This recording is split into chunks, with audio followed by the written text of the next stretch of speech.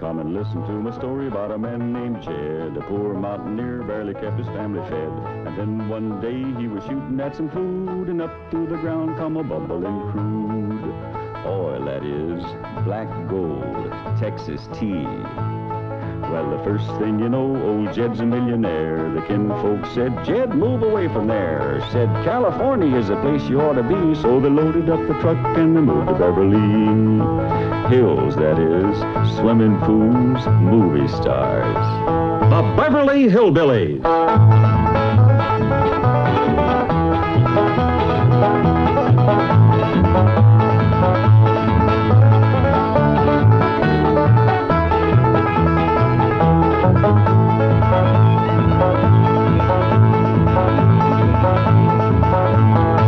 Come along and visit with the Clampetts family as they learn the simple pleasures of the hills of Beverly.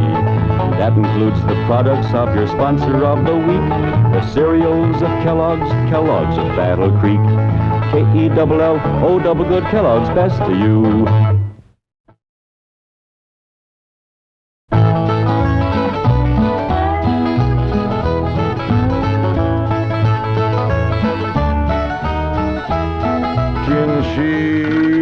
Bake a cherry pie, Billy boy, Billy boy. Can she bake a cherry pie? Chiming Billy. She can bake a cherry pie, quick as a cat can wink her eye. She's a young thing and cannot leave her mother. Well, Granny, did you pick out your spot yet for the garden? Yep. I kind of favor a patch right close here to the house. Yeah, I'll plow you up something there directly. Yeah, just enough for some onions and taters and some Rudy Bakers. And a few rows of corn. Paul? Morning, Granny. Paul, can I help you with the plowing and the spading? Well, Ellie, I'd rather you put on one of them pretty dresses that Miss Hathaway got you. But, Paul, I can plow better in these clothes. Plowing. You know, Ellie, I'd like you to wear one of them dresses kind of regular. Wouldn't you, Granny? You're mighty fetching in a dress, Ellie. Prettier than a tub of fresh churned butter. Paul, if I go to wearing them dresses, Jethro will make fun of me. I reckon he hadn't better. Now, you run along and put on something with skirts. All right, but he hadn't better make fun. He won't, he won't. You know, speaking of Jethro, I think he's got himself a sweetheart. The banker's secretary? That's right. They was out together last night. What'd they do? Well, I don't rightly know for sure, but it was something to do with bowls. All you do with bowls is eat. Yeah, I reckon that's what it was then. She said she was going to take him bowling. You know, Jed, I kind of like that Miss Hathaway. Yeah, I think she kind of likes us, too. Oh, those marvelous Clampetts. Those simple, rugged mountain people. The more I see of them, the more I am impressed. Yes, now Never have I observed such strength of body, mind, and character. Yes, now They stand like boulders in the pebble-strewn landscape of Beverly Hills. Like mighty oaks among bushes. Like quiet. Now, like I admire them, too. But those boulders need polishing, and we've got to put some city leaves on those oaks before my wife gets back from Boston. Incidentally, in any endeavor requiring physical strength, they are most exceptional. I took Jethro bowling last night. Here's the bill. $3,000. How many games did you bowl? Well, you see, what happened was this. I said to Jethro, pick up that bowling ball, she says, and see can you knock over them pins down yonder. They's just sticks. Anyway, I snatches up that rascal, draws back, and lets her fly. Did you knock down them pins? Yeah, the pins, the pin boy, the end of the building, a brick wall, and a signboard down on Sunset Boulevard. I bet you Miss Jane didn't do that good. Well, she didn't even try. But she just looks at me and says, Jethro, you're strong as an ox and twice as handsome. Ain't no two ways about it, Granny. That city girl is sweet on this boy. I reckon so, the way she's bragging on his looks. You are handsomer than an ox. Thank you, Granny. Cousin Ellie, you're a city girl now. Do you think... You see there, Paul? I told you this would happen if I took to wearing these dresses. You call me that again, and I'll turn you every way but loose. Say nothing but city gal.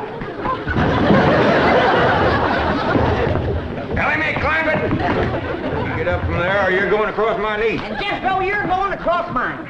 What did I do that was so all-fired bad? In that dress, she looks just like a city gal. You did it again! I reckon we better go out there and see she don't hurt him.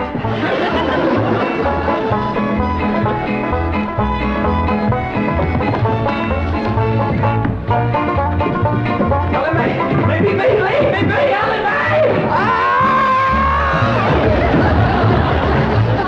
Jethro, now that we living in the city, you got to learn to use the steps. You'll be happy to know that I'm making splendid progress with Elly May. She's turning into quite a lady. Fine. But it's Jed, Granny, and Jethro we've got to work on. Clothes, manners, the works. What have you done about servants? That's a problem, Chief. They're basically opposed to the whole idea of able-bodied people letting others do their work for them. Well, that's a refreshing attitude. But we've got to get a skeleton staff in there somehow. A combination butler and valet for Jed and Jethro. To help them assemble a wardrobe, teach them how to... Ravenswood. Your butler? Oh, he's never been my butler. Came with my wife like an overweight dowry. Been in her family for years. And with Margaret in Boston, I can certainly spare him, plus her upstairs girl, Marie. I doubt if you can sell Mr. Clampett on the idea of servants. And get him on the phone.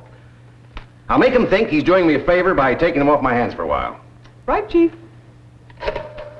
She hadn't ought to throw me down on my head like that.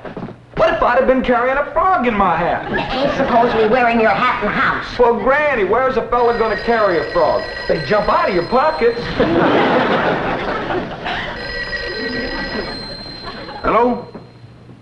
Oh, howdy there, Mr. Drysdale. Glad to have you back from Boston. Your missus come with you? Oh, that's too bad. I know her and Granny'd hit it off like two sows in a mud waller. Yes, I'm sure they would. No recipes? No, my wife doesn't do much cooking. No, I doubt if she ever made grits and hog jolls. Well, how about mustard greens and possum belly? No fooling. Pone and squirrel shanks? Boiled chicken hawk. Well, say, she don't do much cooking, does she? No. Well, the reason I called Mr. Clampett is I have a butler. Well, he really belongs to my wife's family, but he's been with us ever since we were married. And I was wondering if you'd let him come and stay with you for a while. You mean board with us? Well, I guess you could call it that. Who's going to board with us? Just a minute. Some kin of Miss Drysdale named Butler. Oh, why, we'd be just... That's that no good fat rascal that wouldn't let Ellie and me in to help Miss Drysdale when she was sober now. Hello? Granny was talking at me, but she's done now. Oh, no, she ain't. Just a minute. Granny, let me hear the man out, and then we can talk it over. Yes, sir, Mr. Drysdale, I'm a-listening now. Well, in addition to Ravenswood, he's the butler, you can also have my wife's upstairs girl, Marie. Margaret may be away for some time, and I have absolutely no use for him. Well, I sure would like to oblige. Me and Granny will talk it over, and I'll call you. Oh, thank you. You'll be doing me a great favor. I was glad to help out when I can. Thank you again, Mr. Clampett, and goodbye.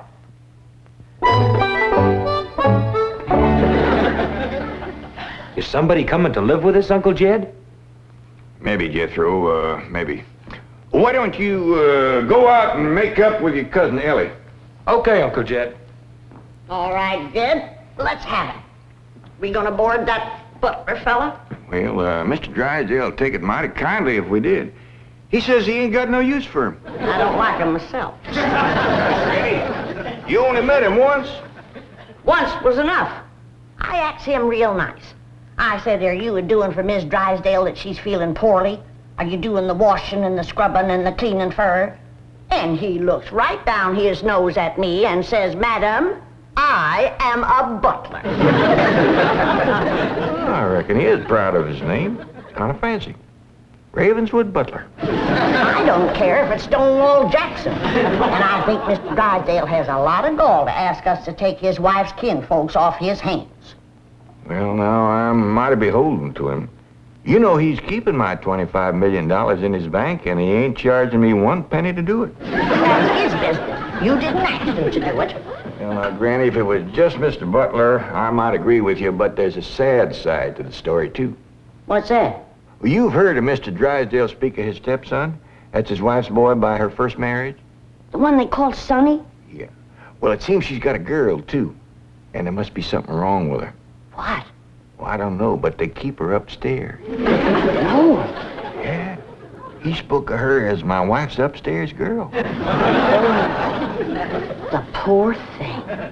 Her name's Marie, and he'd like us to take her and Mr. Butler. Doggone it, Jed. We got enough to do to take care of this big place without... He didn't say what was ailing her, huh? Well, no, but if you ask me, they ain't eating right over there. No. You know what Mr. Drysdale told me? What? His wife ain't never cooked grits and hog jaws. Ah, go on. That's a fact. Nor mustard greens and possum belly, nor pone and squirrel shank, nor even boiled chicken hawk. Land of mercy. You can't hardly blame Mr. Butler for getting a mite cranky. Man don't eat right, he gets that way. Well, Jed, I reckon it won't do no harm to take him in for a spell. Granny, for such a little woman, you got an awful big heart. Well, I feel sorry for the poor girl. But the first time that fancy pants Mr. Butler looks down his nose at me, I'm gonna chuck him in the cement pond.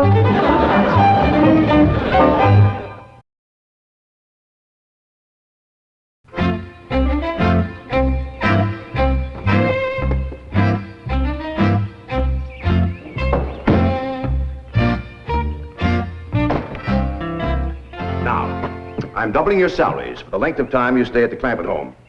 But if one word of this gets back to my wife in Boston, you're both out of work with no references. Actually, you will find the Clampetts to be basically fine people. All they need is a little polish. Polish. They need sandblasting. However, I think Miss Hathaway's plan may overcome their initial resentment of wearing city clothes. Yes, I think I have devised rather a clever strategy. To put it briefly and succinctly, my strategy is as follows. I shall propose to the Clampetts that they sit for a family portrait. As you know, my hobby is painting. Now, I shall suggest to the Clampetts that their attire match their background, which is, of course, their beautiful mansion. They will no doubt see the logic of my didactic approach, accede to my wishes, don suitable raiment, and, once they have seen themselves thus attired, take... We're in. Let's go. We forgot to dust the stair rail. I'll do it, Granny.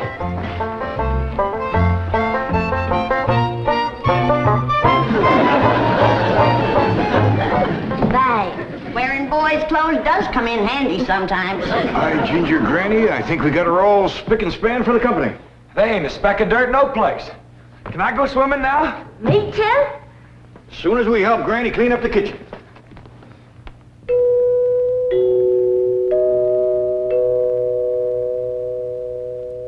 There goes that music again. Sure is pretty. You ever find out where that comes from? Know 'em, Granny. Every single time I commence to looking for it, somebody comes to the door. Nobody to the door now? There will be. You'll see.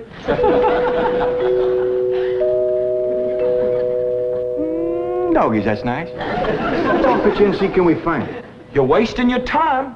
I'm a-telling you, before you can find it, somebody will come to the door. There, you see? Happens every time. I remember, Ravenswood. I'm counting on you. Don't fail me. You have my word, sir. I've been butler and valet since boyhood, as was my father before me and his father before him. And I've yet to meet the man or woman who posed a social problem too difficult for me to handle. That's the spirit. Howdy there. Remember me, Mr. Butler? No! Ravenswood, come back! You gave your word! Come back, you coward! Come back here! I'll cut off your fringe benefits! Ravenswood probably forgot something. He'll return shortly. Meanwhile, this is Marie, Mrs. Drysdale's upstairs girl. Marie, Mr. J.D. Clampett, Howdy. Jethro Bodine, Elly May Clampett, and Grandma Clampett. No, ma'am. I am a Moses. Pardon? Granny's related on my wife's side. They's the Moses family from Tennessee. Then your name is Granny Moses?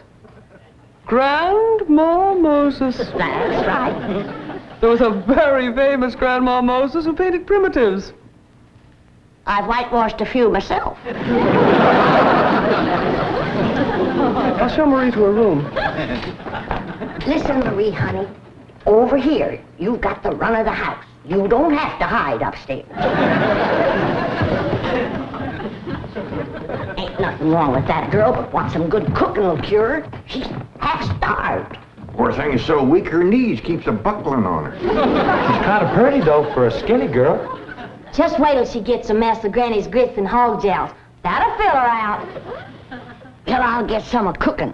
Guess that butler fellow will be coming back directly. Oh, and Granny, can we have some of that salted down possum belly that Ma sent us? Well, I reckon it is kind of a company meal. Granny, open up a jar of them pickled crow gizzards. Now, Jed, we don't want to spoil these folks. They might get to thinking we eat like that every day. Elly May, will you do something nice for me? Sure, Paul. Will you go get into that pretty dress again? Oh, Paul, Jethro will make fun of me. No, I won't, Elly May. Cross my heart. Why, That's my darling. Thank you. And then you be real nice to Marie. She's had a bad life. I'll be nice to her. She's pretty. Let's all be nice. Far. I wanted to go swimming. Now I gotta go put on an old dress. Cousin Ellie, you look awful pretty in a dress. Honest you do. Do I look pretty in that there city girl? You look prettier than that there city girl. That did it. Come on and fight. There's nothing to be afraid of, Ravenswood. The fact that they're big and strong doesn't mean they're violent. Elephants can be gentle.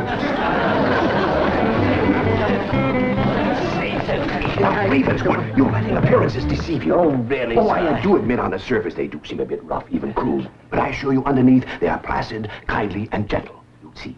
You shouldn't have called me a city girl. Elly May, leave me alone, please, City girl.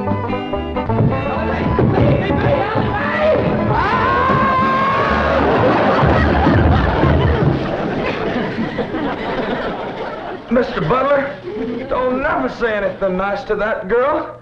She'll kill you. Ravenswood, come back here. Coward! Come back! You promised! Ravenswood! I thunder, Granny, when Mr. Drysdale said he didn't have no use for Mr. Butler, he sure wasn't fooling. I just seen him cut through the brush chasing him with a stick. Mr. Butler gets sassy with me, I'll chase him with more than a stick.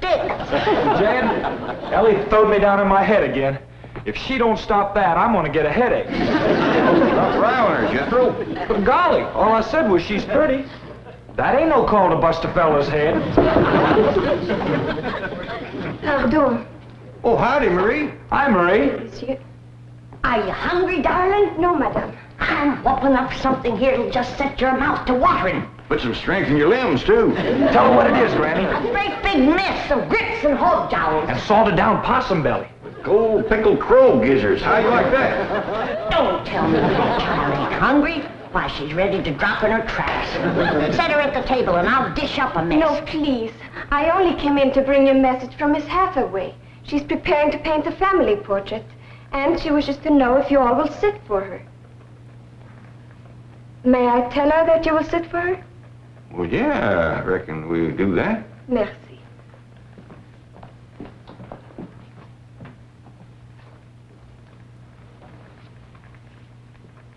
Well, let's get at it.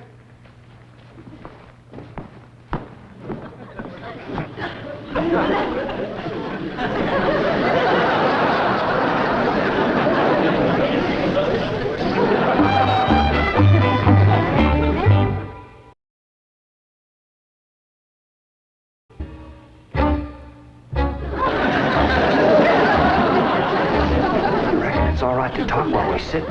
Yeah, I reckon. I found out something about Marie. What? She's scared of Mr. Butler. How'd you know? I asked her to go swimming with me, and she says he wouldn't allow it. What business is it of his? That's what I says. And she says he's a butler, and I'm just an upstairs girl. And I got to do whatever he says. We'll see about this. Oh, dingies. Let's hit Mr. Drysdale, find him, and give him a whooping. I'll catch him, Granny. Oh, Elly, you go put a dress on like you promised. Uncle Jed, I'm going swimming. If I see him, I'll fetch him in. Don't go jumping in with your clothes on again. Oh, I won't, Uncle Jed. Miss Hathaway, she gave me a present last night. She says it's something special for her to go swimming in. What'd she give you? Oh, pair of trunks. You go swimming in the cement pond. Boy, it's too big to go swimming in a trunk. Ed? In a pair of them. I got a feeling that Mr. Butler feller is going to be trouble. Yeah, we can handle him. Well, I still say that I think Mr. Drysdale has a lot of nerve to ask us to board his wife's relations. Maybe he just fed up. Man can get awful tired of having his wife's kin underfoot all the time.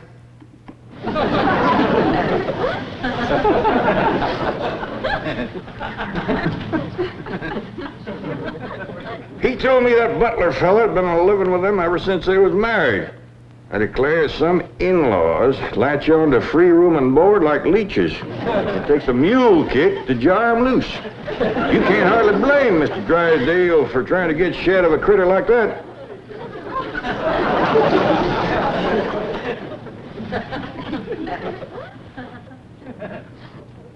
Is that the way you feel? You bet it is. I'll see how fast I can get packed. I'll get out from underfoot just as quick as I can. No, Jeff. I know when I'm not wanted. It don't take no mule kick to get shed of me. Darnation, Granny, well, I wasn't talking about you. We couldn't get along without you. No, Jeff. I'm just a burdensome old woman, no good to nobody. Why don't you throw me down the well? Go ahead, pick me up, carry me out to the well, and throw me in. Stop talking like that. Uncle Jed! Uncle Jed! I caught him. Mr. Drysdale, he gave out, but I caught this fat little rascal. What are you doing? You gonna whip him, Granny? No, Jethro. I'm going to get thrown down the well. Why don't you throw us both down the well together? We're just no good leeches both. Mr. Butler, I'm sorry Jethro got mighty rough with you. He don't mean no harm. He's just an overgrown boy. Now, we's all mighty pleasure to have you come and stay with us, and as long as you behave yourself, won't be no trouble. Oh, I'm Jed Clampett. Sir. This here's Granny. I reckon you and Jethro done met. Yeah. Sir. Oh, and this here's my daughter, Elly May. Enchantée, mademoiselle. Vous êtes très belle, très charmant, très ravissant. Don't you dare use them kind of words to a lady. What do you say, Granny? I ain't sure, but it sounded dirty. If your daughter was pretty and charming, oh, you're so different from all the others. You're like a beautiful city girl. He had not have said that. Oh, Marie, Oui, Miss Jane. didn't you say the Clampetts had agreed to sit for their portrait? Oui, they said they would do it. What is this? I believe it to be self-preservation, madam.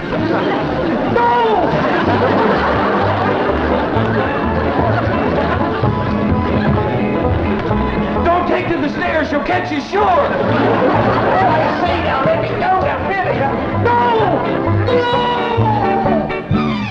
Sounds like Elly got him. Afraid so. Will somebody please tell me what is transpiring? Uncle Jed! Elly throwed him all right, but I caught him before he hit the floor. So here you are. Well, now, everything seems to be fine. You see, Ravenswood, didn't I tell you the Clampetts were kindly, gentle people? Yes, sir. Thank you, sir.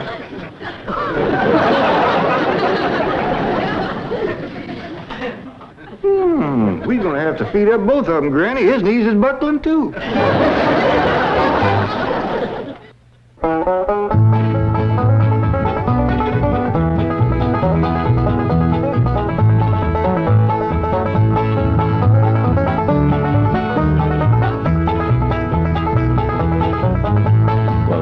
Time to say goodbye to Jed and all his kin.